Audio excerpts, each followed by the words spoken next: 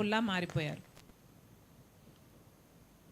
Rajendranagar GHMC circle ఆఫీసులో ACB అధికారులు ఆకస్మిక తనిఖీలు చేశారు. ఈ నేపథ్యంలో హోటల్ యజమాని నుంచి 2 లక్షల రూపాయలు లంచం తీసుకుంటూ GHMC deputy commissioner Ravikumar red హ్యాండెడ్గా దొరికారు.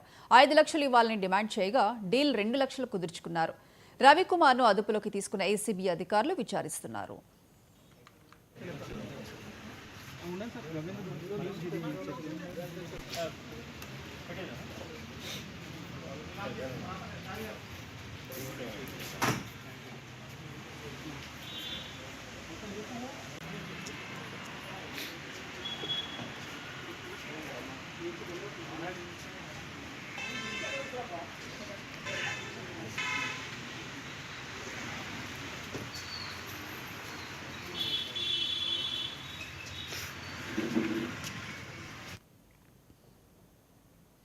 మహిళా శిశు సంక్షేమ శాఖ అధికారులతో మంత్రి సీతక్క సమీక్ష సమావేశం నిర్వహించారు.